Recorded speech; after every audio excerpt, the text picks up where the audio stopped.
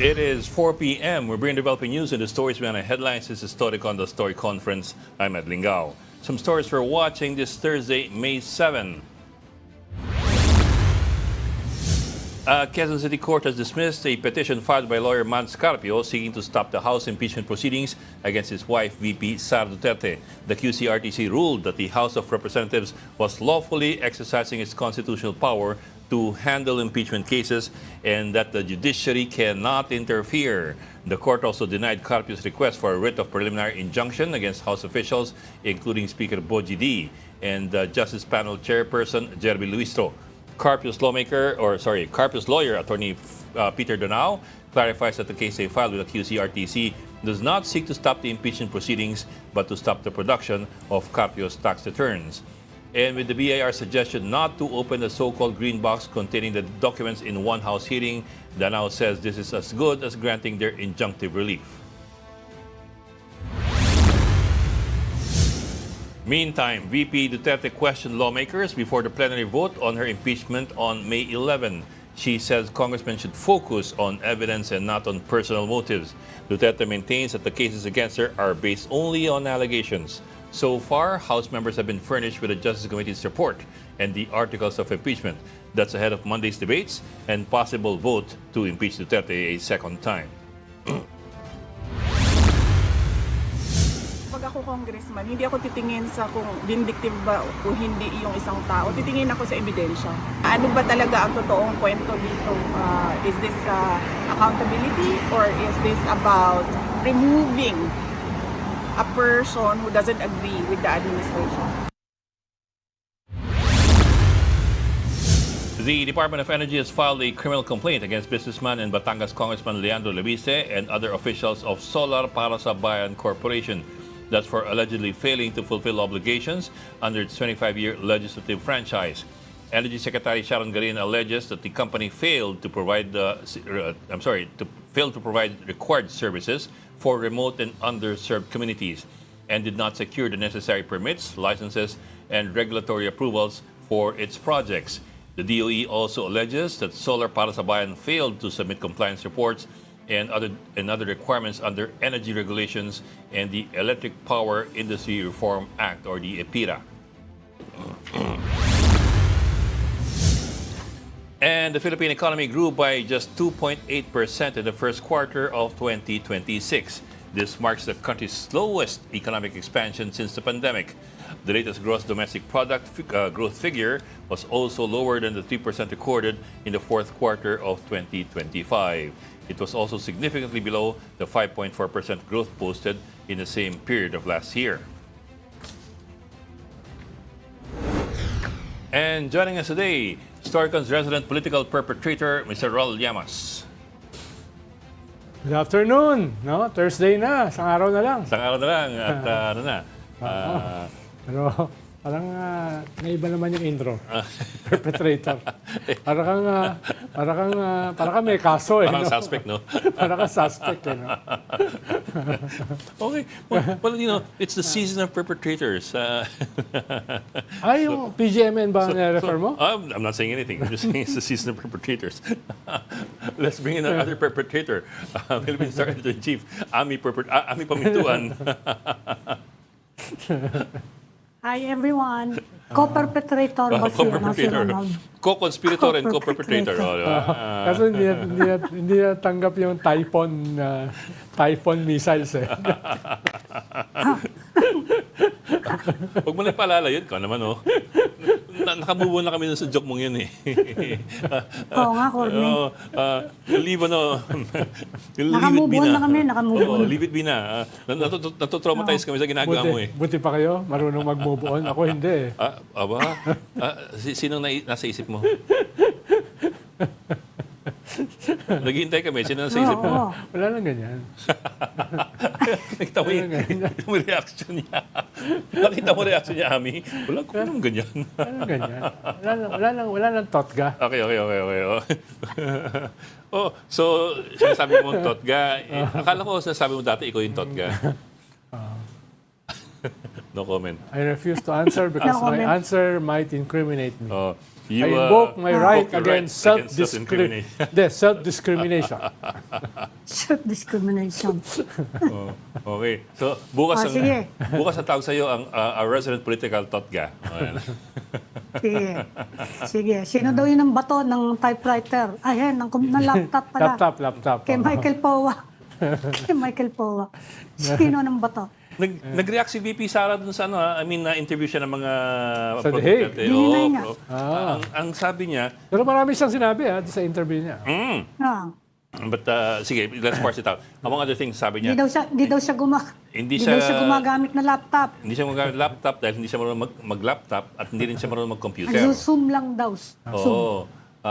Pero in continuation of that thought, sinabi rin niya na bakit ako may personal na laptop kasi hindi kaya ng gobyerno bilhin ang laptop na gusto ko, sabi niya. I'm paraphrasing. meron din daw siya. I'm paraphrasing. Hindi daw niya ibabato kasi magagastusan siya Oo, mahal. mahal daw yun.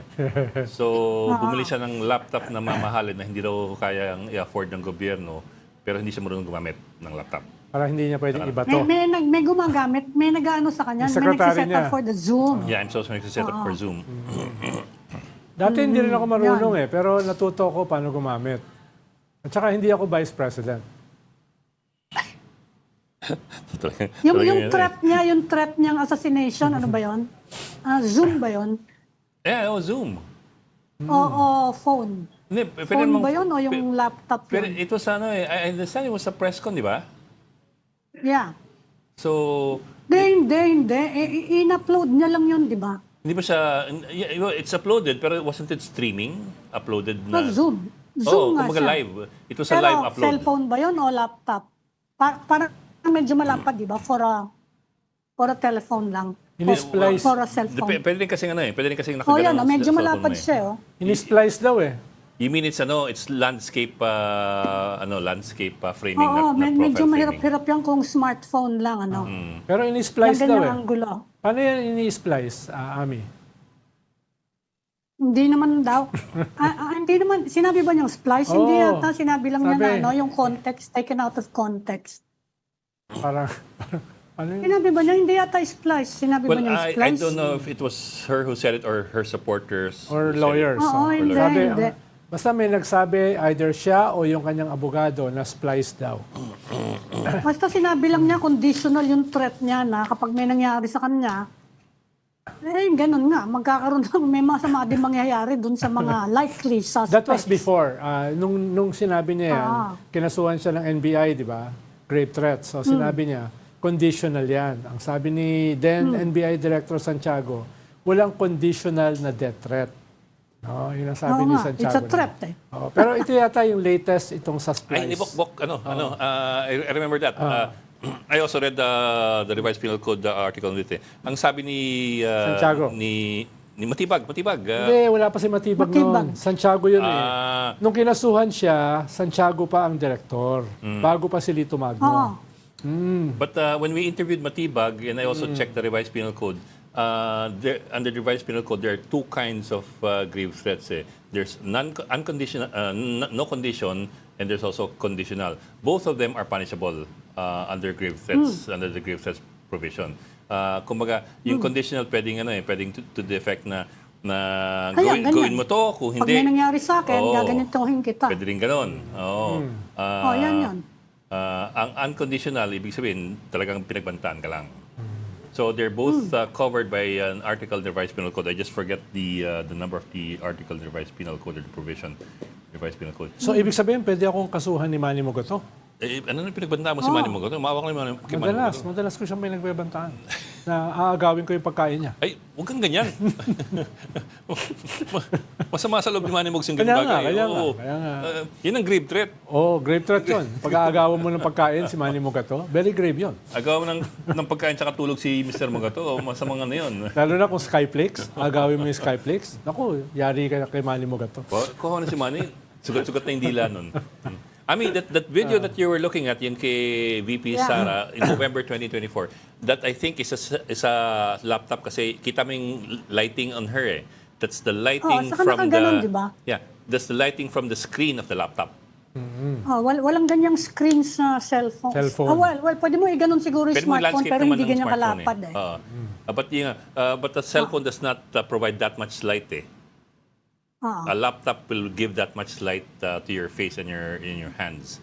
Kasi you can see clearly na wala siyang ilaw sa likod eh, except for the lighting provided by the laptop LCD on her. Kaya Ed, pag i-death mo ako, gawin mong conditional. Pareho namang punishable eh.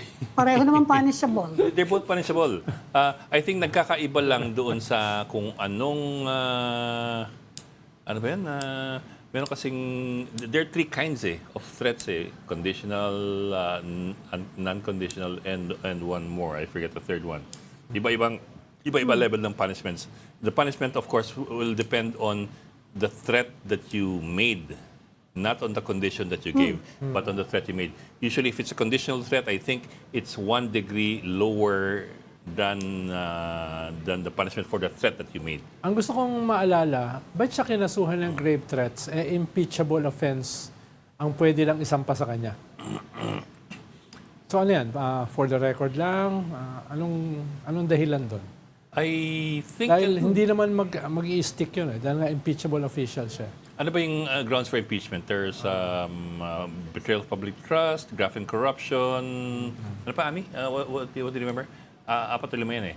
Hindi yan. Betrayal of public trust, graft Hindi and corruption. ko alam kung and- kailangan niya ng... Hindi. In-explain din yan ni Jimmy Santiago noon na any threat daw concerning the president or including the Treason, vice may president, treason kailangan imbestigahan nila. Yeah. Oo, yun explanation. Kailangan nilang imbestigahan. Not necessarily- The president and the vice president. Kaya in fact, tinatanong nga daw nila yung camp ni vice president to give more details doon sa sinasabi niyang mga balak na mag-assassinate sa kanya para daw mahabol din nila. Di ba? Kaya lang wala na nangyari. So ngayon, iniintay natin si Melvin Matibag dahil lang sabi ng NBI na identify na nila yung likely hired gun na sinasabi niyang yun na nga, nainupahan niya at iniintay natin na mahuli yun at ipresenta sa atin. Mhm. Kasi sinasabi nila, totoo na meron talagang kinontrata. So we're waiting for that story. Hindi natin alam kung kailan lalabas yun. So, yun ang nature ng demandang yun. Iniimbestigahan din naman siya ng Office of the Ombudsman separate, although tinigil yata ngayon dahil nag-impeachment. Iniimbestigahan din siya, di ba, for graft-related offenses. Yeah. Pero tinigil yata ngayon dahil nga tuloy-tuloy na yung impeachment process. Unless mapigil nga sa Senate, yun na naman ay tatanong ko sa inyo dahil totoo nga yung summary namin, sinabi nga daw ni Ping Lacson, baka daw magbotohan na wag mag-convene. Pwede ba yun? Oh yeah, that's Yun ang that's tinatanong going ko. to be a constitutional issue if it ever comes to that. But Oo. then again, in Pwede. this country, Kasi baka may ganun yatang ugong-ugong na baka merong mag-motion na wag tayo mag-convene at botohan natin to. So if you have the number sa Senate, baka kung majority, di natin alam kung ilan ang required na vote ng majority, ewan natin kung ano mangyayari. Alam mo, kung sigurado na impeachment by next week. Di ba, Mr. Ronald? Yes. They have enough votes, Yes, enough more than votes na more. Pinaka-conservative, 130 plus na More than enough. Pinaka-conservative estimate. More than enough. I suppose nga it's already moot yung sa lower chamber, no? Yes. It's already moot. Yeah. Whatever will happen next week is already foregone conclusion in many ways, in many respects. So it's more of a what to expect na lang in the upper chamber, whether they can hit the required 16 votes for a conviction. Pero matagal pa yun Ang labanan ngayon Matagal ay pa yun. yung sinasabi ng minority na pwede nilang i-reject. Tigil. Reject Katulad or ng ginawa delay. nila last time, nung si Senate President Chis Escudero pa. No. Na di ba sinubukan nilang Na. i-reject pero nagkaroon ng non-rejection. Ang tawag remand. Remand. Parang clarificatory.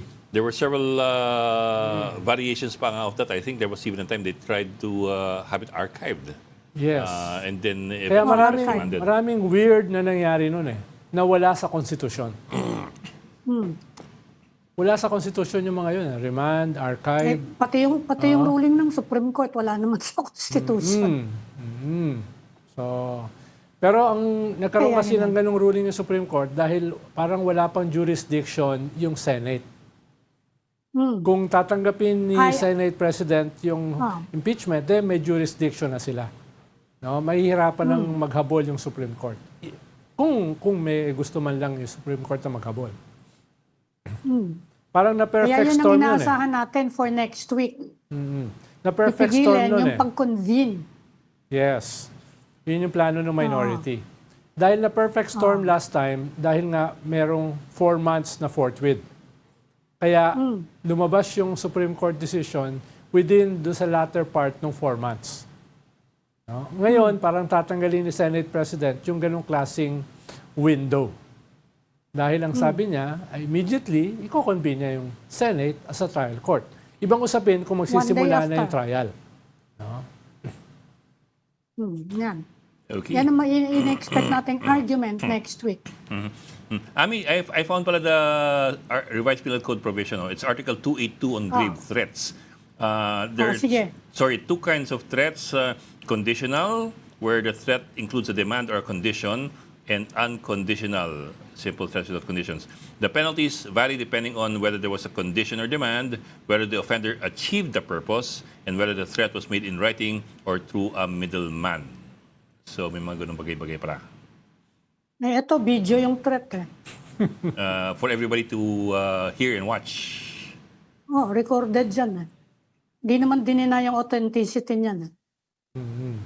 Okay, Bok, let's bring in our reporter who is in Cebu right now for the ASEAN ministerial meetings already underway before the formal opening of the 48th ASEAN Summit. We have News 5 Unang-unang dumating correspondent daw si Sultan Haji Hassan al-Bolkiah. of Brunei. Siya unang-unang dumating. We have News 5 correspondent Maricel Halili on the line with the latest updates. Mase, kamusta kayo dyan sa Cebu? Ito, isa-isa na rin na dumadating yung iba pang mga ASEAN leaders aside sa nabanggit ni Ms. Ami kanina na dumating tong si Sultan Hassan al-Bolkiah last night. So ngayon, 7 leaders pa yung expected na darating, although ongoing na rin yung BIMP Iaga. So nakita na natin yung mga heads of state ng Brunei, Indonesia, Malaysia, and of course nandito si President Marcos at sinabi nga niya na magandang matutukan yung tungkol sa trade at yung economic integration dahil yun naman daw talaga yung purpose nitong BIMP Iaga o yung East ASEAN Growth Area na pagpupulong dito sa ASEAN. Pero before itong isinagawang BIMP Iaga ngayong hapon, ilan din yung mga ministerial meetings na ginawa kanina. Siguro yung mga pinakang highlights yung nabanggit nitong si Foreign Affairs Secretary Tess Lazaro dito sa Joint Foreign and Economic Ministers meeting wherein she reiterates yung panawagan ng ASEAN leaders doon sa mga parties ng Middle East to continue the negotiations that will lead to permanent end the conflict and to have lasting peace and stability in the region. Kasi sinasabi nga ni Secretary Lazaro, hindi daw makakaila yung impact nitong prolonged conflict dito sa mga economic conditions ng mga bansa sa ASEAN. And at the same time, sinabi niya rin ito doon sa mga counterparts niya sa Foreign Ministry of Foreign Ministers meeting prior to the joint meeting kanina. Sabi nga niya, importante na bilisan yung pagtugon dito sa mga issues. Nakafocus daw kasi sila ngayon doon sa 3 issue. Yung tungkol sa energy security, food security, at saka yung pagbibigay ng protection doon sa mga ASEAN nationals na naroroon sa Middle East. Nagkaroon kasi ng pagre-refocus ng topic ngayon because of the crisis na na-experience dyan sa Middle East and yung impact naman doon sa mga ASEAN countries. Sabi pa nga ni Secretary Lazaro kanina na sa 66% daw ng crude oil ng ASEAN ay ini-import natin. So talagang hindi daw maikakaila yung pagtaas ng presyo ng petrolyo na makakaapekto and eventually mararamdaman na rin daw even doon sa mga basic commodities natin. But of course, Bok, Tito Ronald and Ms. Ami, hindi naman din mawawala doon sa usapin yung tungkol sa maritime cooperation. Nabanggit din yan ni Secretary Lazaro kanina at of course pinupursige pa rin daw nila yung pagkakaroon nitong maritime security and cooperation. And isa dun sa pinaka-importanting aspeto na nabanggit nila ay yung isinusulong na pagkakaroon ng maritime cooperation o nung maritime center sa Pilipinas para daw maging bahagi nito. Maricel, kasama ba dyan yung ASEAN++? Halimbawa, Tito yung Ronald, wala pa. China, Japan, no, US, no? Wala sila dyan. Oo. Wala pa sila. Oo.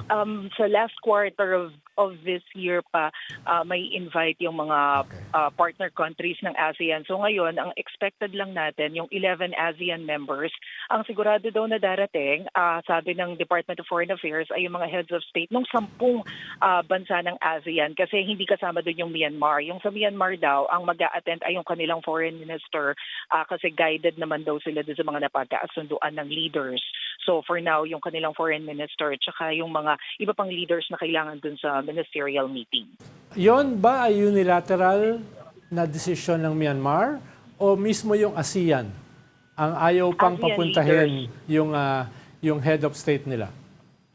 Oo, Tito Ronald, yung mga ASEAN leaders, kasi parang explanation ng DFA kahapon, yun na raw kasi yung napag-usapan ng mga leaders nung nakaraan and so far hindi pa rin naman daw nababago. So, kaya yun lang din daw yung ginawa nila. Maricel, nakashelve daw ngayon yung usapan sa Code of Conduct, ano? Tama ba yun? Ano yun, Ms. Amy? Ano Code yun? of Conduct. Yung Code of Conduct, The Code of Conduct ng South China yung Sea. usapan sa Code of Yung Conduct Code of Conduct. on the West Philippine Sea, mukhang in-archive yata. Mukhang hindi mo na pinapursue.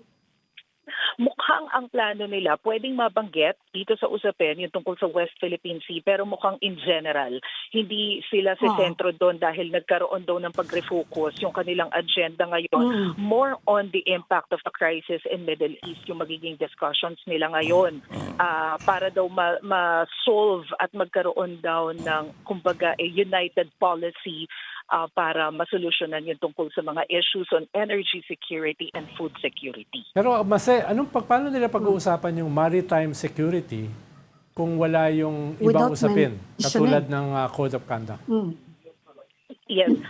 Hindi naman nila sinabi talaga na hindi nila babanggit yung tungkol dun sa West Philippine Sea. Pero kumbaga, ang pagkakaunawa ko in general terms na muna nila pag-uusapan, hindi na yun yung kumbaga pinakang sentro ng usapin ngayong 48th ASEAN. Ang tawag dyan ni Ed Lingao, iwas pusoy. ASEAN pa naman is an expert in avoidance. Iwas Oo nga, pusoy. magaling dyan eh. Pero would you know, Pinakita Maricel, ko na kung meron avoidance na lang eh. ditang, kahit observer ang China or any representative from China, meron kaya dyan ngayon? Sa November daw. So far, Hindi, ngayon, wala pa kahit akong yung mga nakikita. lower sa embassy. So far, wala pa akong nakikita na mga observers dito. I don't know doon sa mismong venue kung saan naroroon yung mga heads of state. Kasi alam mo naman, Ms. Ami, hindi kami allowed doon. No? Pero base doon sa mga pinapakita na videos, wala pa akong nakikita na mga observers so far. Oo. Kasi kilala niyo naman yung di ba, yung mga spokesperson ng Chinese embassy. Wala sila dyan. Yes. Wala yata sa So level. far, hindi pa namin nakikita. Tsaka wala sa level nila yung mga embassies dyan eh.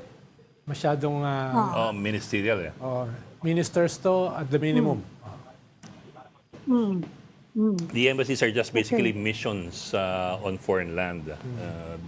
They're not necessarily people who set policy. They're people who just enunciate the policy. Baka nakikiusi lang dyan. Yeah. There you go. Di ba? Ano, may Saka baka consulate. namamasyal sa Cebu. Maganda sa Cebu eh. Hindi, tsaka may consulate sila sa Cebu. Ang Chinese Kaya embassy. Pero ang higpit kasi din ng security nila dito eh. So siguro kung unless invited sila, baka makapasok sila. Pero kung hindi, parang ang hirap pumasok. So wala naman dyan ng mga mobilizations, mga protest activities, wala ka namang nakikita or naaninag Sorry, Tito Ronald, Wala, pakiulit. wala kang nakikita o nararamdaman ng mga protest actions. Walang mob. Diyan, mobilizations. Protest ganun. actions. So far, yung situation sa labas na nakita namin kanina, maayos naman. Nag-declare din naman kasi sila ng non-working days dito. So dito mismo sa area ng Lapu-Lapu, bukang hindi ganun kadami yung tao na lumalabas. At saka makikita rin talaga natin yung security, yung visibility ng mga security personnel sa paligid. So far, tahimik naman yung labas kanina. Although kasi, ang sitwasyon ngayon, hindi kagaya nung sa Malaysia. Yung sa Malaysia kasi, isang building lang ginagawa yung ministerial, yung mga leader summit, at saka nandun din mismo yung International Media Center. This time, magkakaiba siya ng building. So para makapunta ka dun sa mismong venue kung saan ginagawa yung leader summit, parang ilang minuto pa away from the IMC. So magkakaiba siya ng venue. Marcel, would you know kung mataas ang attendance? Kasi maraming nag-aano ngayon na baka daw hindi masyadong maraming pumunta dahil nga dito sa mga problema, no, sa logistics, saka tong sa gasolina, sa pamasahe. Meron na bang nakapag-assess ng attendance? Tinanong siya kahapon sa Department of Foreign Affairs kung gaano kadami yung estimated na attendance from ASEAN countries. Pero wala kasing maibigay pa na exact figures yung DFA. Ang siniguro lang nila, present yung mga leaders. Kaya lang kasi aside sa mga leaders, of course, meron pa silang mga kasama na mga security personnel, yung mga staff nila. So far, wala pa silang mabigay na exact number. Pero kung ang pagbabasihan natin ay yung traffic flow, ay ang lala ng traffic kahapon. I was also surprised na malala because nag-declare na sila ng special Holiday. non-working day simula kahapon. Pero doon sa may Mactan area, yung from airport papunta sa IMC, okay yung traffic situation, maluwag. Pero paglabas mo ng Lapu-Lapu City, pagdating doon sa may Cebu City, halos hindi na umandar. So, although I have to clarify that kasi doon sa Cebu City yata hindi naman sila non-working day, regular day lang sila. But still, ramdam yung dami ng tao. At saka yung mga foreign individuals, makikita rin sila. Siguro, it's also good to take note na yung mga accredited hotels din kasi para doon sa mga foreign delegates nandun sa Cebu City. So, medyo marami ring tao doon. Mase, kailan expected yung presidente natin na pumunta dyan? Tito Ronald, I kung think tama yung tonight. pagkaintindi ko, tinatanong mo kung kailan Oo, expected na pumunta si BBM. Yes. Tama ba? Yes. Tonight. Well, nagbigay na siya ng opening statement para sa BIMP Iaga ngayon lang. Kasama na niya yung heads of state ng Malaysia, Indonesia, at saka ng Brunei. Kasalukuyang ginagawa yung kanilang meeting kasi dumating siya last night. Magkasunod sila Last actually night na pa pala. dumating ng Sultan ng Brunei, magkasunod sila. Pero today, ang ina-expect natin, yung iba pang mga ASEAN heads of state, darating na rin sila in time for the opening ceremony tomorrow morning.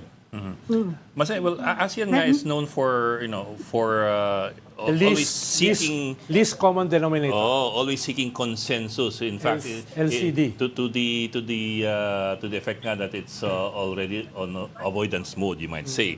I'm wondering lang if there is anything on the agenda that could potentially be a sticky point in the discussions, or Controversial na lang. controversial maybe is the better word for it. Or kasi it's you know how it is.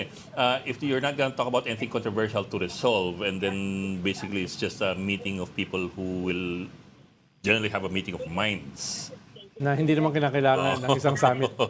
Sayang lang ng pera. But I don't want to put it that way. But you know what I mean, di ba? Is there anything on the table that could prove to be sticky, or that maybe Or a point of defining. debate? Sabihin na natin defining. Yun ay iba sa mga ibang summit. So far kasi ang sinasabi nila yung tungkol lang sa crisis ng Middle East, yung sigurado pag-uusapan. Although it's also good to take note na mamayang gabi, meron kasi trilateral meeting si Marcos Thailand and Cambodia. the heads of state of Thailand and Cambodia. So alam nating magkaawa yung dalawa. So I don't know kung what will happen, kung magsisilbi ba siya as moderator or ano bang magiging role ni Presidente doon. I can only assume kasi gagawin pa yung trilateral meeting na yan mga past 6 p.m. mamayang gabi. And this afternoon ang inaantabayan na natin yung resulta naman ng bilateral meeting of President Marcos with the Prime Minister of Vietnam. Okay. Yung Anymore? trilateral meeting kung Thailand and Cambodia doon, pwede rin mabanggit doon yung human trafficking problem natin, ano? Nasa agenda ba yon? Pwede rin. Well, wala pa kasi silang sinasabi na agenda nung pag-uusap nila. Pero kasi lagi naman ding binabanggit ng Malacanang na everything is possible pagdating dun sa mga usapan. Okay. Okay, Mase, anything else Sige. that we need to know before we let you go? Yes, sige, babaya-baya, babalitaan namin kayo, Bok. Pero so far, yan lang yung inaantabayan na natin ngayong araw, yung resulta nitong BIMP Iagat, tapos yung bilateral meeting at saka yung trilateral meeting mamayang gabi. Okay, tsaka medyo hinay-hinay sa Cebu Lechon. Oo. Sarap nun. Oh, pupunta ka ba sa Yun, Carbon? dyan sa Cebu. Nakakatikim eh. Pupunta ka May ba? letsunan dyan, malapit dyan sa hotel. Yes, yes. Pupunta ka ba sa Kwan? Ah. Pupunta ka ba sa Carbon Market, Mase? Masarap ang masarap ang Hindi ko alam Danggit. Malayo-layo yun. masarap ang danggit doon. Tsaka Hindi ko espada. alam. Oh, yung danggit. Hindi ko alam kung ano. Hindi ko alam kung merong Medyo kami malayo-layo na enough yun. time para makapunta doon, Yeah. Tito Ronald. Shoot to kill. Malapit. Pwede yan. Lapu-lapu, may shoot to kill diyan. Hindi Shoot to hindi yung binabaril, yung kinakain. Shoot to kill diyan.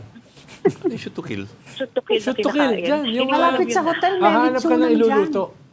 But shoot to kill. Yun ang tawag doon sa doon sa outlet diyan. Shoot to kill. Pangalan ng restaurant. Oh, pangalan, hindi restaurant, o yung- parang isang lugar. Napipili ka ng lulutuin. Parang distrito, ha? Ang tawag doon, shoot to kill. Bakit yun ang pangalan? Hindi EJK. No? Bakit yun ang pangalan? Ewan ko, dahil nga tuturo mo, Wala, Tuturo ka, parang tuturo. lang, ano, tuturo mo, marketing. tapos lulutuin nila. Oo. Yung iba kasi buhay pa eh. Oh. Baboy ba? Kaya shoot to kill. Oo. Kasi boy, fresh. Oo. Okay. Pero noon kasi wala pang tokhang eh. Naiba sige na. usapan talaga eh. Okay, sige, pakulan natin si Mase. Mase, maraming salamat sa iyo at naway makatsibog ka ng masagana. Thank you. Salamat. Thank you. Kasi sarap ang lechon dyan sa airport. Oo. Oo nga. Gusto na Nandun lang usapan malapit na. sa hotel dyan yung letsunan na yun. Tsaka Meron balbakwa. dyan. Balbakwa. Balbakwa. Sabay mo yung lechon sa balbakwa para may sabaw ka. Tapos parang isa sa carbon, no? Yung danggit tsaka yung espada. Yung espada yung medyo mahaba-haba ng konti Mahaba-haba. na nakabuklat ng gano'n. Tapos Sarap ng dried. agahan nun. Oo, Tapos, paprito mo yun. Tapos yung suka, yung pinakurat, sasawsaw mo ron. Oo. Si Ami naglalaway, no? Oo nga, nagugutom na ako. Okay. Ano muna tayo? Break muna tayo. You're watching Circle on One News. We will take a break. We'll be right back. This is the Story Conference Group or the Storycon Group.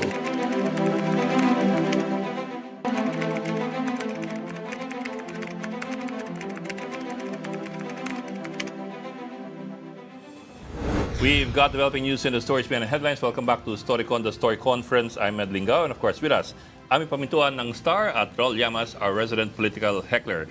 Dagdag lang, yung sutukil na sinasabi ni Rol Llamas, it's a contraction of 3 words. Yes. Okay. S-U-T-U. Sutukil, S-U-T-U-K-I-L, sutukil. At yan ay sugba grill, tuwa broth, or soup, at kilawin. Sutukil. Yung mga mas pamilyar, correct mo lang pag maling sabi ko. My apologies for that. Ito kasi si Rol ko, ano Hindi, ini-introduce? bata pa kami, kumakain na kami dyan eh. Ang tawag namin, siyempre mga Tagalog, shoot to kill. Dahil tinuturo mo yung iluluto nila na buhay pa. Iba naman ang dahilan kaya pamilya ka doon sa sutukil. Itong pinapaliwalag ni Lara Sen na ating kasamahan dito sa 5, sugba, tuwa, at kilawin. Hindi yung magtutudasin. Oh, pero ganun yung tingin, nga. ganun yung kwento na, ibig sabihin doon. Grill soup sa kakilaw. Yun. Oh. Grill, sabaw at kilaw. Pero yung mga dayo, tawag namin, shoot to Shoot to kill. kill. Oh, dahil, That says a lot about your background, you know. dahil ituturo mo yung lulutuin eh. That says more about you than it says about the people who put up the place. But I will not go into the details. To kill. Ala, may tumatawag. May aaway na sa'yo. Si Kwanto. Kaya nga, may aaway Hello, sa'yo. Director. Oh, Iniimbita ka namin dito sa Storycon. Hintay ka namin. Pwede ka ba? Ha? Hindi, kwan lang. Zoom lang. Ha? oh, yan naman. Ngayon. Kung whenever you're free. No? Ito, pinapakinggan ka ngayon live. Sabihin mo naka-live siya ngayon. Ha? Sige, ilang minuto lang. Yung marami lang tanong sa'yo yung masang madla. Hindi ako kasama ron, masa lang ako eh. Saan na po Ito. May Yan. set kami interview eh. Yan. Tumawag kay Ronald. Yan. Natawagan ka ngayon. Salamat, Director. Bye. Sige, ikaw magpaliwanag kung sino yan. Si NBI Director. Sabi kasi hindi sumasagot. Okay, we've been trying to get Director Matibag ng NBI for tumawag. this episode. Tumawag bigla. So, No, ayan. pasok na ba? Oo nga, may update. Wala tayong update ngayon dun sa That's ano. it. Yun nga. Precisely it. Diba? Meron pa nga daw Ayan na siya. meron pa nga daw baligod issue eh. Kaya medyo sariwang-sariwa. Parang sige. parang shoot to kill. Sariwang-sariwa 'yun. Pwede ka palang guest coordinator. Parang shoot to kill. Sariwang-sariwa yung shoot to kill. Eh. Talagang pag-aahon sa dagat. Shoot to kill. Oo. Pag-aahon sa dagat, lalagay yun doon. Yung iba, buhay pa. Oo. So, tuturo mo. Ito, on the line na. Yan. Batiin mo. Yan. Batiin mo na eh. Magandang hapon, sige na, nandiyan na. Director. Salamat sa pagpapaunlak. No? Magandang hapon po, Oo. Secretary Ronald. Paano naman po ako makakahindi sa inyo? Ikaw ang boss ko, bata mo ako, boss. Kaya, Si Director, timing, tumawag ka Ay, eh. magandang hapon po. Director, baka mapahamak ako niya. Mukhang maraming mas galit sa inyo kaya sa akin eh. Damay-damay lang yan, Secretary. Director, of course, you know... Secretary, hindi naman yata marami, may ingay lang. Okay. Director, of course, you know everybody's curious about the details dun sa nangyari dun sa sa kaso ni Franco Mabanta. Can you give us more details dun sa update, of course. So, ibigin mo ng update muna. Dun kay Franco Na-set up Mabanta. daw sila eh. Na-set up daw sila. Medyo mahirap pong paniwalaan ng setup kasi talagang yung term po ba sa law enforcement, ng mga talagang nasa law enforcement, nagpapagpag. Kasi yung una pong pick-up point na dapat sa peninsula, tapos lumipat ng kabilang building, umakyat pa sa mataas, tumabas sa kabilang pintuan, sa Ayala. Maya-maya, nag-text dun sa may dala ng pera, sabi sa Pasig, pumunta kayo, naghintay sa Pasig, nag-text ulit, nagtawagan, na doon na po sa may Valle Verde nga. Tapos may inutusan dalawa sa pumick up. Nung nakuha na ng dalawa, sinundan kung saan dinala na lugar po, doon na huli na nandoon na po si Franco Mabanta nung binubuksan na yung maleta ng mga pera po. So from your vantage point, Director, is very strong yung evidence na hindi ito set Ano up. po, tama po kasi po unang-una, lagi po kaming dito sa NBI po ngayon, sa law enforcement, yung pong Memorandum Circular number 20 po ng Department of Justice na kung saan yung amin pong dapat na quantum of evidence, hindi po prima facie na lang ngayon, kundi reasonable Certainty of conviction. reasonable certainty of conviction po na sinasabi. So yung ebidensya pong ipinasok namin dyan, ibig sabihin yung elemento po, andyan dyan. Ganito lang naman po pagkaso eh. Titingnan mo, dalawa, facts, saka yung law. Kung yung facts ba na tumutugma doon sa element, sa batas na magkakaroon po ng kaso. At base po sa nangyari ito, nandoon po lahat. Wag po natin sanang insultuhin naman yung law enforcement, yung mga nagtrabaho po ng mais na NBI. Nagtrabaho base po sa pangyayari, yung actual na pangyayari, at gumawa ng tamang proseso na naaayon po sa batas. Noong pong operation na yan, recorded po lahat, may mga body cams po, may mga video, at may mga media reporters po na kasama namin nung inoperate po yan. Are you at liberty, Director, para sabihin, kahit summary lang, Ano ba yung naging proseso nitong lahat ng ito?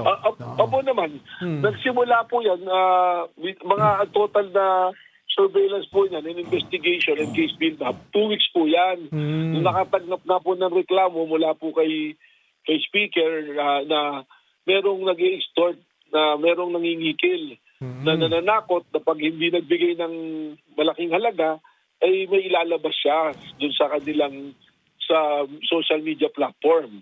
Ang nangyari po dyan, nagtawaran pa po unang hiningi 350.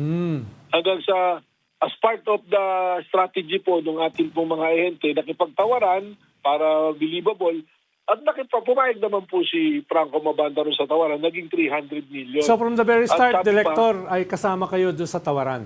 Ibig sabihin na alam nyo yung nangyayari. Yung NBI po, may assigned agents po tayo, yung OCTD po namin, naka-assign doon. Alam po nangyayari, ang kausap na po ni Franco Mabanta all the while, hindi lang yung representante po ni Speaker Romualdez, kundi kasama na po ang mga ahente ng NBI. Hindi po kami kikilos. So recorded yun, Kung base lang po Attorney, recorded sa yung allegation. conversation. Meron po na gano'n, no?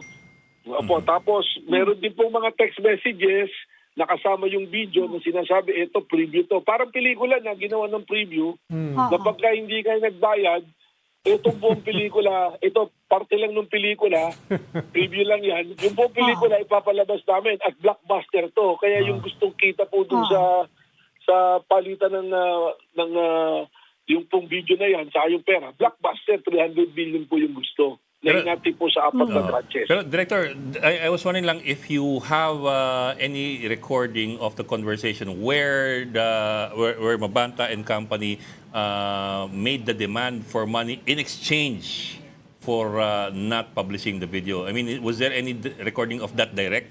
Meron pong recording at saka yung actual po na ang kausap na po ay yung mga ahente. May affidavit po yan. So, kompleto po yung ebidensya.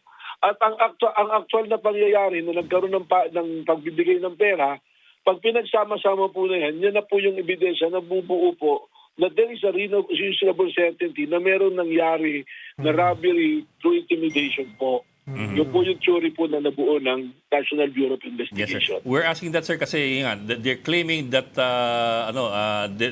sila pinipigilan lamang daw ni Speaker Romualdez na ilabas They're ang being video. silent. Pero siguro, Ed, patapusin natin si Director dun sa buong flow of events para makita natin paano nag-unfold.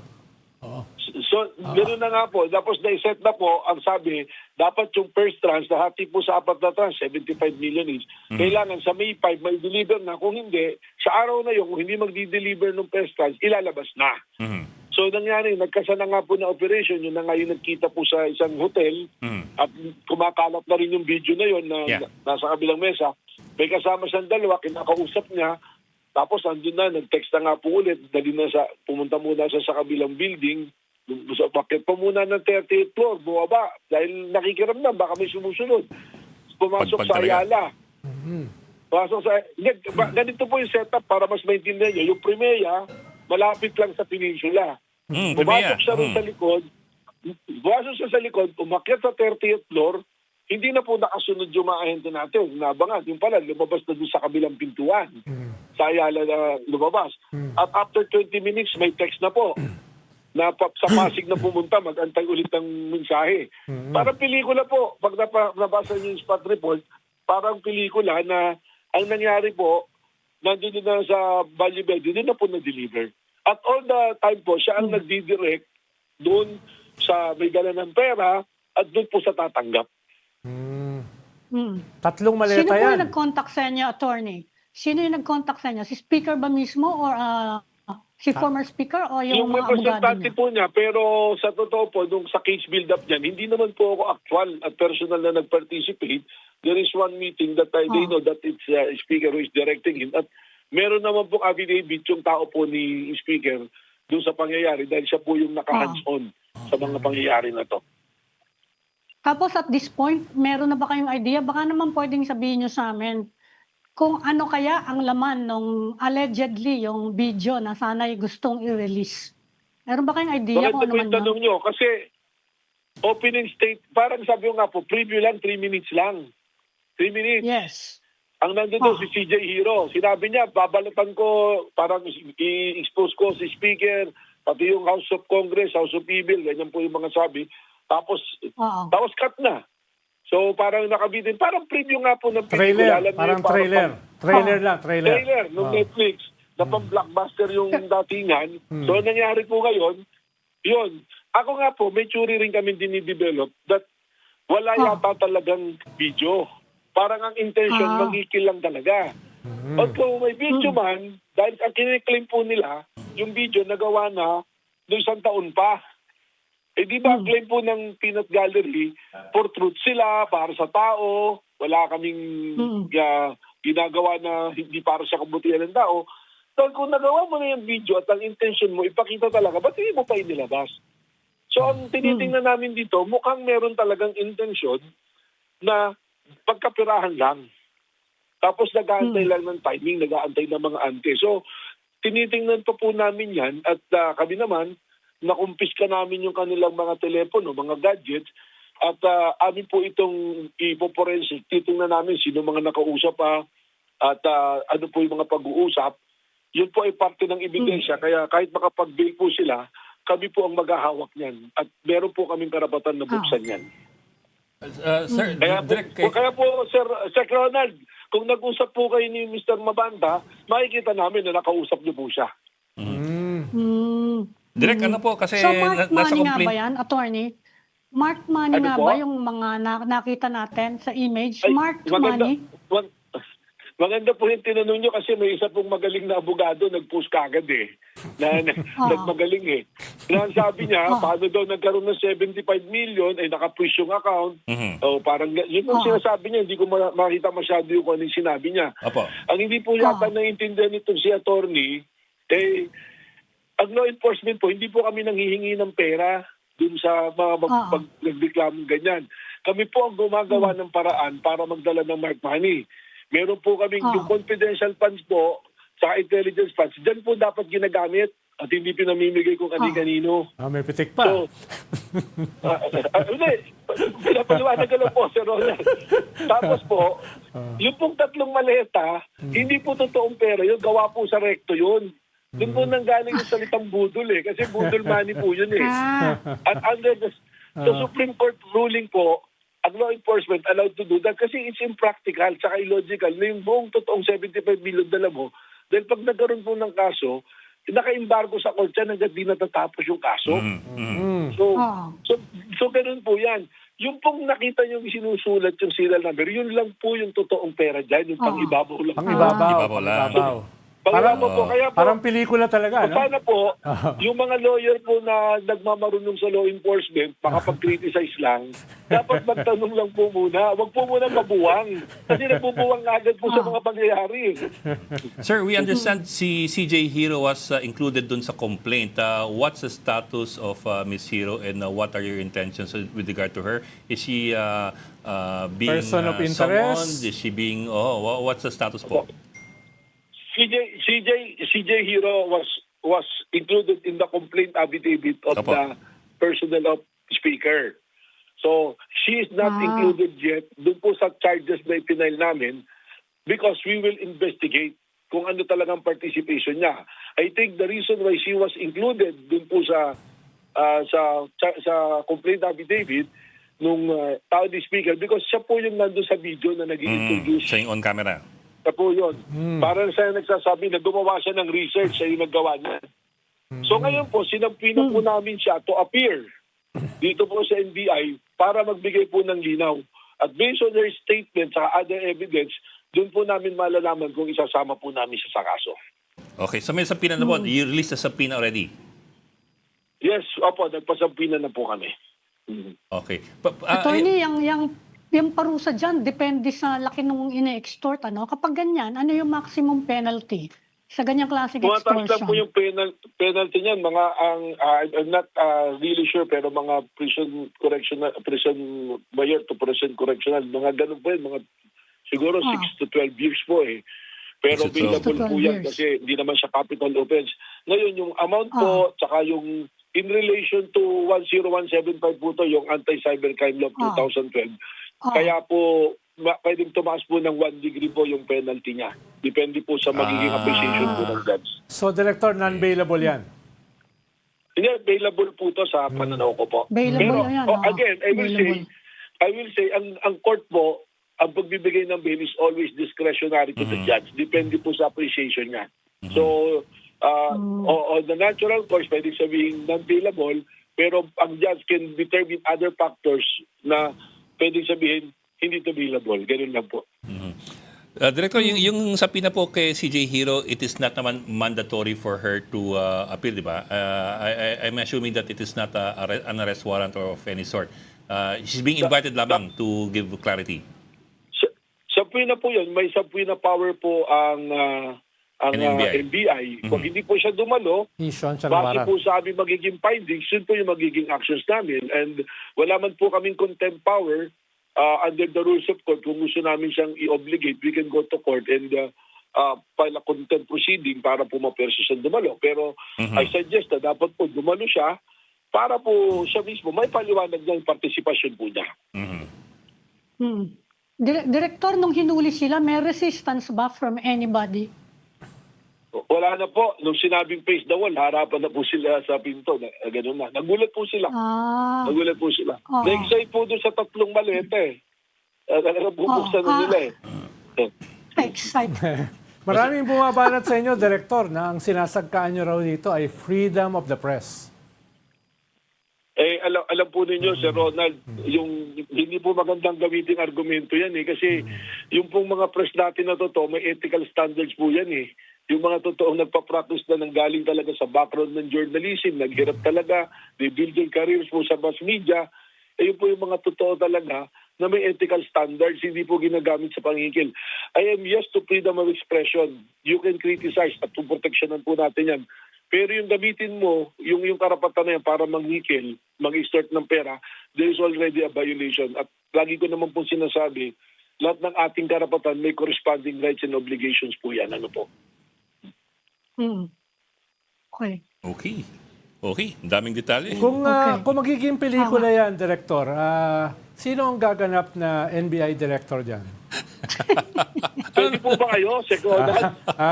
Mas gusto ko po kayo eh. Pang-kontrabida ako eh. Hindi ako pang-bida eh. Mas gusto ko po yata kayo eh. Baka hindi Pwede ba ako mag-suggest ng leading lady nyo, boss? Nako.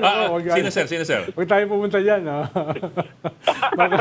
baka hindi kumita yung pelikula na yan. Director, inaabangan na namin yung sagot niyo. Sino yung leading lady inyong naisip? Marami po siyang pagpipigyan. Maraming personalities kayo sa social media na magagaling eh. Marunong sumagot. Director, pahabol ko lang. Meron ba talagang video? Did you ask? Ano pong video? Yung sinasabing video Yung tungkol kay 90-minute Speaker. daw. Honestly po, I'm telling you po, wala po kaming hawak, wala po kaming ganun pa na nakikita. Pero sabi ko nga po ma'am, we have access ngayon dun sa kanilang mga gadgets. And pag meron po tayong nakita dyan, the NBI will be very transparent po. Ay, nga pala, pahabol po, Director. Kasi, di ba, nagpadala sila ng preview video doon kay Speaker. I'm wondering lang if you already have custody or you have a copy of that preview video that they sent to Speaker Valdez. Meron po, pero everything is now object of the crime. Those are evidence. So, Apo. we'd rather let the court Decide. act on it kung ano po, kung pwede namin ba siyang i-release or ibigay po namin. Kasi po, we are now in the process po ng prosecution po ng kaso. Okay. Last question ko lang po. Ano Pero po next we step? can assume na it's about corruption, ha? It's about corruption. Well, it's about the We can allegations po kay... It's about an allegations po for ano po, kay Speaker po. Allegations po sa kanya. Narinig na natin, no? Kasi marami na tayong narinig. Wala Narinig pong na bago. natin, actually. Tama po. Tama po kayo, ma'am. Tama Wala po nang kayo. bago. Ed, Kasi, Director, moving forward, ano pong susunod na mangyayari? What do we expect now? anong susunod na kabanata? We're waiting for the resolution po ng fiscal po para po kung there be submitted to the court together with the information at nakalagay na po rin kung ano yung recommended bail or kung walang bail. Okay. Parang preliminary investigation, kumaga. Opo. PI. On our end naman po, we'll continue the investigation. Sabi ko nga po, we issued subpoena po kay CJ Hero po. Okay, I guess that's it. Ikaw Oh, ba? sige. Yeah, okay na. Maraming salamat. Wala, Direk. wala namang X-rated dyan. Wala namang X-rated, Kasi wala namang bago. Di ba Wala po, namang ma'am, pagka ano doon po doon. sa video si Sec Ronald, sasabihin ko po sa kanya. Naku, trouble ka na naman yun, Ronald. Ba't ba ako nasama? Pinapahamak ako ni Director eh. yung pong CCTV ng Chicago KTV, meron na rin po kami. Tinitingnan ko rin kung andun si Sec Ronald po. Yari. Ay, teka. Total, nabanggit na po ninyo yung Chicago. Ano pong, anything substantial that came out in the CCTV ng Chicago po? Wala pa po, nag-apply pa lang po kami ng cyber warrant. Binibiro ko lang po si Secretary Akala ko naman Ronald. Binablap ko pa lang po. Baka umamin po bigla eh. Baka kasama ko si Manny Mugatoron. Baka may preview video si Ronald eh. Sasabihin ko po sa inyo. Niyari ako dyan, Nicole eh. Niyari ako kay Director ni Christian Esguerra eh. Okay, maraming salamat kay NBI Director Melvin Mutibag. Thank you, sir, for joining us this afternoon. Salamat po. Salamat. Thank you, Salamat po. Director. Salamat. Salamat. Okay, thank you po. Magandang hapon po. Iba talaga ang magic ni Sir Ronald Llamas eh. Oh. Biglang nahugot si Director Mutibag. Hindi makontak kanina eh. Sabi ni Direk, hindi na makontak eh. So, kinontak ko. Alam mo, Ami, hindi kasi namin makontak si Director. Ito, tinext tuloy si Director. Tumawag. Tapos kausap niya habang may microphone. Kailangan ko sagutin eh. Di ba? NBI Director, baka mamaya kasuhan pa ako eh. Oh, di ba? Baka may sapina ka rin, di ba? Okay, mag-break muna tayo. We are on until 5:30 p.m. Sorka will be back after a short break. Please stay tuned. This is the Story Conference Group or the Storycon Group.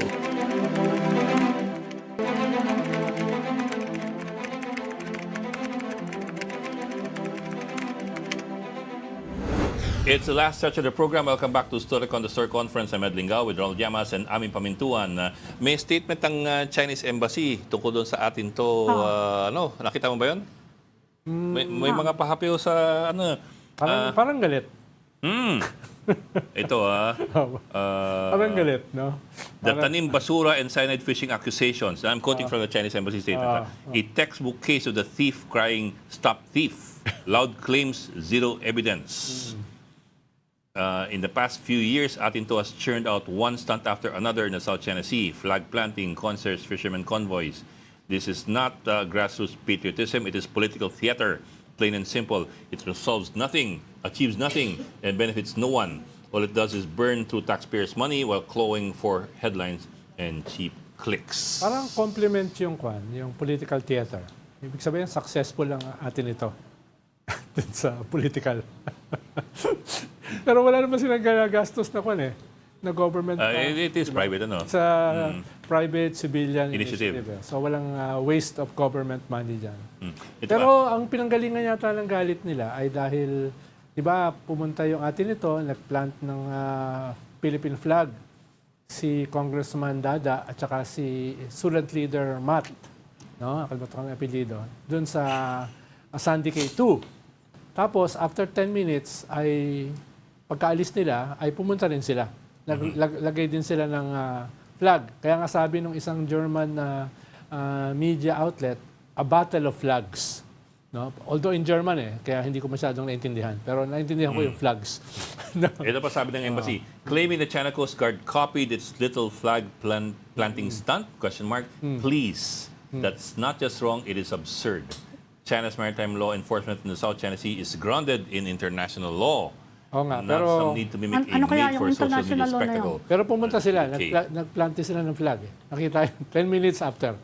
Pero yung naging controversial dyan, yung basura. Na, naglagay daw ng basura si Congressman Dada. Ang problema kasi parang pumunta sila ron, mabilisan lang Wala pa yata 5 minuto. Tapos ang daming Mga basura. labing siyam na bote. At yung, parang hirap, Binilang ko hirap ubusin nun. Tapos yung iba made in Vietnam yung mga kwan. So, tapos yung iba luma Tapos meron pang yung mga luma, yung nawawala na yung sign. may canister pa ng langis. Kitang-kita naman, tuloy-tuloy naman yung drone video. Sandali lang Kitang-kita naman Dahil kailangan nila From umalis kagad. arrival to departure. Kailangan nila umalis kagad dahil baka harangan sila o lusubin o hulihin. Siyempre, kongresista. Kaya pagka plant nila, alis na sila. So wala nang panahon para ubusin yung 19 na bote ng kung ano-ano. Medyo nakakatawa lang na. Tapos ilan sila nun? Ilan ba yung delegation doon? 6? 8? Oh, 6. Tapos yung 4 na iwan sa rubber boat. Yung Dalawa lang bumaba. yung dalawa yung bumaba. Siguro 3. Yung isa kinuna ng... sabagay, video yung kumukuha, yung drone mismo. No, kitang-kita naman eh. Kitang-kita ang lahat, every step of the way from arrival to departure. Yes. Tapos naglagay sila ng bandera. Ayun, di ba nakita yung bandera ng China? That was 10 minutes after. Kailangan mo ng pangontra sa optics niyan eh. Kaya kailangan nila ilagay yon. Ayan o. Tapos dyan sila namulot ng mga basura. No, kasi na-access din yan doon sa kahit naka-block yung mga western sites sa China, naka-block eh. Pero na-access pa rin yan siyempre ng mga tao sa kanila. Pero I can imagine na may mga basura dyan dahil pag nag-low tide dyan, nasa ilalim, halos, di ba, halos covered na ng tubig. So yung mga galing siguro sa dagat, pumunta dyan. Parang yung pumupunta sa Manila Bay, di ba? Dami nun. Ang dami nun. They wash ashore eh. Kung saan nanggagaling yun. Which is supposed is also why you had some Vietnamese bottles there. Oo. Kaya halo-halo. And you notice then the bottles kasi some of them look really old already. Mukhang hindi siya bagong gamit o bagong tapon. Oo, puno lang pala. Mahaba yun hinilakbay nun. Kasi marami diyang Vietnamese marami diyang Vietnamese fisher. Hindi, yung fishing boat ng Vietnam, marami din dyan. Marami din sila dyan eh. Oo. Kung Kaya kung ano-ano talaga makukuha mo dyan. Pero yan nakikita natin dyan, wala akong nakikita nagtatapon dyan ng basura. Diba? Dalawa lang. Wala kang dalang tubig yung dalawa. Tingnan mo. Nakakitang-kita mo naman doon sa sinasakyan, lit-lit no sinasakyan nila eh. Ikaw talaga, instigador ka talaga. Natawa lang ako dahil mismo yung, hindi lang yung Chinese embassy eh. Yung Global Times, yung Chinese government, bumanat eh. But it's the same thing kasi. Nagalit It's state-owned eh. Global Times is the official parang official paper ng Yung English language nila. Bok, if you don't mind, Kaya yan yung if you don't mind, I'd like to review yung sinabi ni Director Matibag kanina kasi I think it's the first time that most of us have heard, got to interview him since yung details. Oo. Baka lumabas sa ibang kanyan, tapos hindi na naman Hindi attribute sa atin. Okay. So, but fill in kung may miss ako. Ang sabi niya, hindi siya set up daw, ayon kay Director Matibag, mahirap paniwalaan na set up yun dahil 2 weeks pa raw. Tsaka nagpagpag pa. Pagpag is a word that's commonly used to Para yung pag sinusundan ka, may pagpag yung sumusunod. Pagpag mo yung Buntot, yung mga buntot. Oo. So, ang ginawa You raw lose the tail. to lose tail. You lose There you go. the tail. From Manila Pen, nagpunta pa ng Primea. Primea is a condominium unit, condominium building, 2 buildings away from Manila Pen. So, nag-Primea pa yung grupo ni Mabanta raw, tapos dumaan dun sa Ayala. Imbes ng Apartment Ridge. Tapos pinasunod sila sa Valle Verde. So pinapagpag nga talaga. At least according to Matibag. Tapos sabi rin niya, recorded daw lahat kasi may mga body cams, yung mga NBI. It was a 2-week case build-up as far as they were concerned. Ano ba? From 350 million tumawad to 300 million. At all throughout, kausap nila si Mabanta. And if I got it right, parang they have recordings of Mabanta also negotiating. Yeah. Tapos nagpadala ng preview May video. trailer ng pelikula. Ah, Na si CJ Hiro yata, yung nagsasalita. 3 minutes. na they have daw an expose against the speaker and against Congress. And they did the research daw and yun. Pero walang detalye kung ano yung sinabi dun sa trailer, kung meron mga bagong... Teaser pa lang, Oo, teaser. kung may So, paano- bagong Ami, paano kaya nila tatalunin yung testimony ni Saldico? Kaya nga nagtataka ako, may bago pa bang masasabi dyan? Sinabi na lahat eh, no? Di ba? Sinabi na yung trilyon ang nawala, ninakaw sa atin. Ano pa ba? Ano pa idadagdag? Kaya tinatanong ko, may X-rated ba dyan? Yun na lang ang pwede mo idagdag dyan eh. Ano pa idadagdag mo dyan, di ba? Correct. Well, Unless you yun, murder kaya someone siguro- or there's... Kaya siguro, Ami, nagsumbong sa NBI. Dahil hindi ka naman magsusumbong kung tingin mo meron talagang magagamit laban sa'yo, di ba? Naasar lang siguro. Well, dagdag dun sa puntong yun, ang sabi ni Director Matibag, ang suspetsya nila wala talagang video na 90-minute daw na ilalabas. Suspetsya nila gumawa lang ng trailer para pantakot. Suspetsya nila, kasi kung meron daw, dapat na ilabas na. Kung last year pa raw nagawa, dapat na ilabas na yan by this time. So intention lang daw na perahan. At the same time, pinoforensics na raw nila yung mga telepono na nakuha doon sa mga mga suspect. Tapos, important point, yung marked money, kasi that question was going around Yeah. na kung naka-freeze yung assets ni speaker, former speaker, bakit Paano siya may magbibigay? 75 million? Oo. Which is it's also a good question for most people who are not familiar with the Yung tunay lang, operations, yung cover lang. Ang sabi ni Director Matipag, hindi naman yan galing doon sa speaker's camp. It's marked money of the NBI. Oo. Sila nagmamark niyan Na ang ibabaw lamang yung totoong pera at ang ilalim budol-budol na.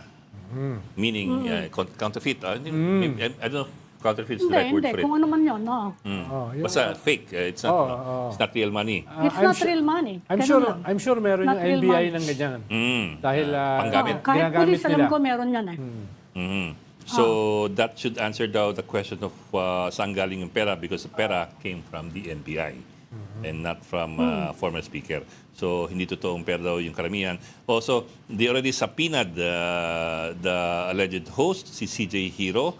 Na medyo kinuha na yata niya yung Facebook niya. Ang balita ko. Deactivate na. Deactivated daw. So, anong ibig sabihin nun? Nagtatago siya or umiiwas siya sa sa mga banat? Most likely yung pangalawa. Kasi I can imagine na ang daming nagre-react sa social media So mag-message yan wala pa raw sa charge sheet si CJ Hiro. Hindi pa siya included sa charge sheet pero nasa complaint affidavit na siya. Pero posible siyang isama kung hindi siya haharap.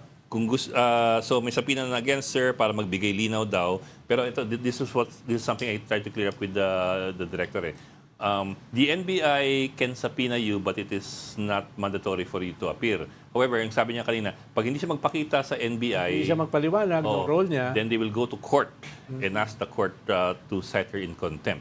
So it will still be the court that will make a decision on Or whether isama siya sa kaso. Oo. Iba pa yun. Iba pa yun.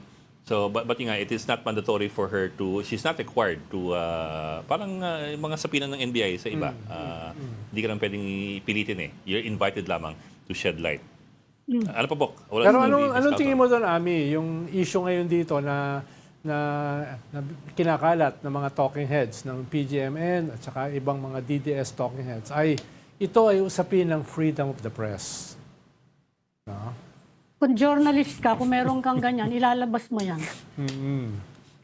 Ilalabas mo yan That's it. without Without accepting the money. without asking the person for money. Na nagpapagpag. Anyone. Oo. Which of course raises the big question na why were they arrested in accepting money in the millions if they really had an intention to Set up daw Yeah, but kung set up, ba't kumagat ka? yung journalist, nagpa-set up. hindi, baka nabibuisit nga. Yung journalist, magtatanong lang yan dun sa titirahin to get the side of the person. Yun lang. Yun lang. Although, yun na nga, tinatanong ko, ano pa bang bagong issue kay Speaker? Alam na natin na iniintay na lang natin lahat ngayon, yung prosecution. Yung kaso, di ba? Ano yung na siya? prosecution na lang Na precautionary hold departure order na siya. Yeah. Na-freeze Kaya nga, na yung naka-freeze accounts. asset na siya, lahat-lahat Oo, na. Ano pa assets. yung iniintay natin? Yung sa Sandigan Bayan na lang, na mukhang hinahanda na ng ombudsman. Ang kulang na lang kung makakasuhan siya, kung merong accusation sa kanya na EJK or yun na nga, sabi ko, may X-rated video ba? Yun lang ang Talaga iba ang dyan, gulo namin. Iba talaga ang star mag-isip, no? Ano pang bago? May EJK tsaka At X-rated. this point, Iba talaga mag-isip ang star, no? Wala yung nga sabi niya, walang bago, no? hindi at this point, di ba? Oo. At this point, ano pa? Napakalaki ng corruption issue na nire-raise sa kanya Although, ngayon, at this point kasi, parang hindi ganun kalakas yung, at least yung nakikita nating sa publiko na ebidensya dahil nawawala pa si Gutesa. Tapos yung 18 Marines, parang weak yung affidavit, no? If ever. Tapos si Saldico, wala naman dito. So, baka meron... Hindi, ang nawawala lang doon kay Gutesa, kahit nung pinakinggan ko na yun hindi sa kanya inabot diretso. Oo. Nilagay sa bahay niya, sa taon niya, pero hindi sa kanya. So, yun lang. Meron ba? I don't think anyone ever claimed na may nagabot sa kanya mismo. In the first place, bigat-bigat nun, dami-dami maleta nun. I don't think kung meron mang recipient nun, hindi haharap yun nun. Kaya nga Parang di ba eh. sabi ni Ombudsman, napakahirap patunayan yung personal napakinabang sa plunder. Parang Kaya nga sabi niya, kasi yan yung palusot Bong Revilla ako ba model. tumanggap niyan? Oo. Oh. Di ba? The Bong Revilla Kaya model. yun yung lusot ni remember ni Bong Revilla ang sumabit. Nakulong ang So, kanyang ano chief lang of niya. staff, si Richard Cambe. Si Richard Camby lang ang nakulong and the poor guy had a heart attack or something. Namatay sa kulungan. Oo. Namatay sa kulungan. Yan. I think we have a guest. Is he here ready? Sino? Okay. Yeah. Joining us this afternoon, Migrant Workers Secretary Hans Leo Kakdak. Secretary, magandang hapon po and thank you for joining us. Magandang hapon, Secretary. Long time no see.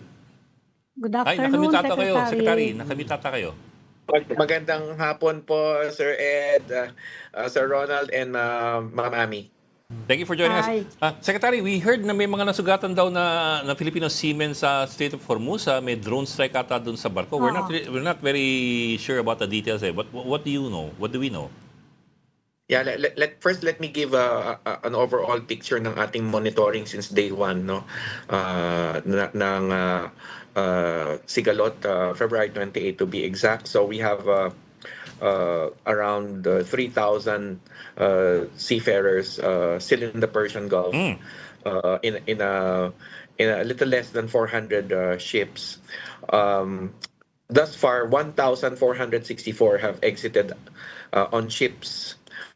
Our onboard ships that have exited the Strait of Hormuz, ito nga, recently there was a drone attack on a container ship trying to exit the San Antonio. It's not fully manned by Filipino seafarers, but there were 7 on board, and they have all suffered injuries in one way or another. 4 relatively minor injuries, and 3 binabantayan pa natin in hospital. They're all in hospital. Hindi ko muna i-disclose kung nasang hospital, but they are all in hospital, and 3 are in ICU, so binabantayan natin. But they all survived the attack, and yun nga, binabantayan na lang natin at hari nawa ay mailigtas sa hospital at mabigyan ng full recovery yung 7 na nasa hospital sa ngayon. May iba pa bang casualties, Secretary, maliban doon sa mga Pinoy? Doon sa ospital, alam ko may isang of foreign nationality silang kasama, so actually 8. But other than that, hindi ko alam what became of the others. Kasi as I understand it, there would be around 20 on board that ship ng seafarers. Pero may 1,600 pa na naiwan na mga Filipino seafarers. 1,464 ang nakatawid na. So meron pang 1,500. More or less mga 3,000. 3,000 still now it's just to be clear, they're in the Persian Gulf, but they are not stranded in a sense that they are idle. Hindi lang maka-exit yung barko nila, but they otherwise are still working on board. I mean, the ships are operational. Yes. Hindi naman yan kumbaga pinatay ang makina at nakatenga, no? So they still need to manage the upkeep of the ships, keep them seaworthy, and continue to operate and still continue to receive their entitlements. Because they are still working, no? And their families here, kasi 80% of their earnings should go straight to their families. So their families still pretty much receive their income. From a macro perspective, Secretary, 25% ng halos lahat ng seafarers around the world ay mga Pinoy, di ba? That's right. That's right. At any given time, we are The single biggest. global seafarers of quality, demand, and continuing service on board ships of commerce all around the world, and also cruise lines, cruise ships Yes. all around the world. Secretary, kumusta na po yung maiba lang ako ng konti, kumusta na yung mga sailors natin dun sa ship na may hantavirus? Yeah, May update na tayo. we're also monitoring their plight, their situation, working together with SecTed Herbosa on that in that regard. 38 ang seafarers natin doon sa barko na merong cruise ship siya na merong nadapuan ng hantavirus. Now, we have received a report from their manning agent as well as their ship owner that they are safe on board. They had not been afflicted by the virus. Yung mga reports na mga nadapuan ng virus were passengers and may tatlong nasawi, no, mga passengers, and patuloy lang ang pagmamanman natin ng sitwasyon na of course katulad ng COVID, ang dagdag na angulo dito, this is not just an ordinary seafarers welfare repatriation case. Yeah.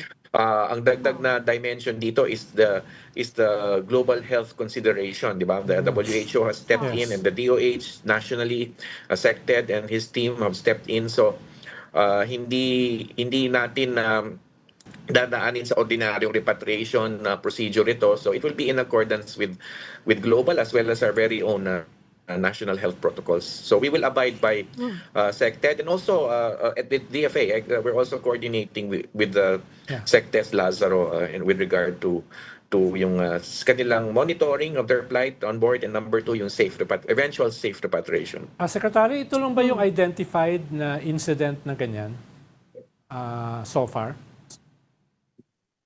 Yes, so far, no, itong hantavirus, I believe it's safe to say this would be the first time na nagkaroon ng ganitong sitwasyon, and yun nga yung pagbabantay natin sa mga tripulante natin on board the ship na ganito ang extent ng pagkadapo ng virus. Sec, balik lang doon So sa meaning kung dadalhin sila dito, Secretary, Ano po? i-isolate sila? Kung sakaling ibabalik sila sa Pilipinas, they will be isolated? Miss Amy, I will leave that to SecTed. I cannot speculate. Of course, I can speculate, but because of our COVID experience, involved din tayo doon nung panahon na yun. But I will leave that to our health authorities as to the medical clearances, documentation, and the protocols that would be necessary to repatriate them. Check, balik lang ako dun sa sa San Antonio, yung crewmen ng San Antonio. I understand, of course, you don't want to reveal the location ng hospital nila for a lot of reasons. Pero of course, people are curious if they are in a safe place. Yes, they are. Kasi syempre, if they're in a hospital in Iran, iba po yun versus if they're in a hospital in one of the Gulf states. They're not in Iran. They're not in Iran. Okay. And rest assured, they are in a state, in a country where we have an embassy, and we have a migrant workers office. So our labor attaché is working closely with our ambassador on the ground, and our labor attaché will visit is en route to visiting them soon. Na-contact na sila through the under the auspices of the hospital authorities. So nagpapasalamat tayo. I myself have personally heard the voice message of each of the seafarers, all 7 of them, and we have contacted their families. Yan naman din ang instruction ng ating Pangulo to make sure that the seafarers and the families are fully assisted. So we also are in touch with their families. We had a Zoom call kasi they live in different parts of the country. So we had a Zoom call with all of the families to assure them of full government support and assistance as directed by the President. And yun nga, aside from those, our labor attaché, under the direction, of course, of our ambassador, is en route to visiting them in hospital. Tapos po, 7 yung Pinoy na sugatan, 4 sa kanilang minor. Yung 3 po, tama ba hindi ko, nasa ICU? So that must be major... Yes. More serious than the others. But having said that, we have been given hope that they will recover. Hindi ko lang ma-estimate for sure kung sila ay out of harm's way. Difficult to speculate as the details still continue to come in, but rest assured, they are being treated, and yun nga, pupuntahan sila ng ating labor attaché sa ospital. Opo, but you also mentioned kasi that all 7 of them have been able to give video messages, if I understood you correctly. Voice messages. Voice messages. So if the 3 are able to do that, I suppose they're not in, well, hopefully they're not in that much of a danger anymore.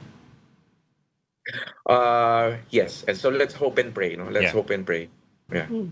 Secretary, at this point, marami pa rin bang Pilipinong gustong magpa-repatriate? Kasi parang medyo nagwa-wind down, no? Yung gulo sa Iran. Well, the number stands at over 1,000. I'm sorry, over 9,000. Over 9,000 na repatriate na. And we're looking at 8 different countries, no? Na 9,000. Patuloy pa rin kasi halimbawa next week I'm hopefully headed for Kuwait. Inaayos lang yung documentation, but I wish to meet our counterparts there in our Filipino community kasi meron pa ring mga reports na meron mga gustong umuwi doon from there. So I'll be there, and then meron pa rin when you're talking of UAE with around 1 million Filipino OFWs and their families, meron gusto umuwi, and so patuloy lang itong effort natin. The last count is 9,000, and let me also report na alongside repatriation, hindi lang repatriation ang assistance natin, lot of moving parts in our OFW assistance during these crises. So meron din tayong financial assistance sa pinamamahagi. And as it stands, there are around 17,000 na nabigyan na ng financial assistance on the ground. Pero And tuloy-tuloy lang ito, binibigay tayo ng financial assistance of $200 per person. Pero Per Secretary, OFW who needs it. Secretary, more than 1 million dyan lang sa Gulf States, di ba? Ang ating mga OFW. Kung ito-total mo yung ating Gulf States. 2.5 million. Yan. And as between Saudi and UAE, it's 2 million. Between those two. Yeah. So a big bulk nasa Saudi at UAE. So yung 9,000 is just a drop in the bucket. No? Well, it's relatively few, but kasi considering na meron pa rin talaga who will choose to stay. For a variety of reasons, no? But yung 9,000 relative to those who wish to return, we have around 2,000 in the balance. So yung 9,000 as compared to those who wish to return is a fairly good sized number. And also I'm looking at the previous historical data natin ng mga repatriations. This would already be the third largest group na napauwi natin in different crises. The biggest remains to be the Gulf War. the Kuwait Iraq war in the 90s, and then pangalawa na yung 1991, Libya, and as it stands, we would be surpassing the Libyan repatriation effort very soon. Yung Libyan repatriation about 10-12 years ago. Okay. Okay, Maraming salamat, Secretary Hans Kakdak ng Department of Migrant Workers. Thank you for joining us this afternoon. Maraming salamat, Secretary. Thank you, Thank you po, Maraming Secretary. salamat po sa inyo. Ingat po. God bless po. Okay, at salamat sa ating Editor-in-Chief ng Philippine Star, si Ami Pamintuan, at ang ating resident political perpetrator, si Mr. Ronald Llamas. Bok, you saved the day by getting Director Matibag for us. So, di ba? Di bale si Ed co-perpetrator mo. Si Ami co-conspirator. Okay tayo. Talagang malapit na ang typhoon season. Ano ba? Goodbye na nga tayo. Just get to work 4 p.m. for Storycon. I'm at Ligaw, kapatid. We are One News, all sides, all the time. This is the Story Conference Group or the Storycon Group.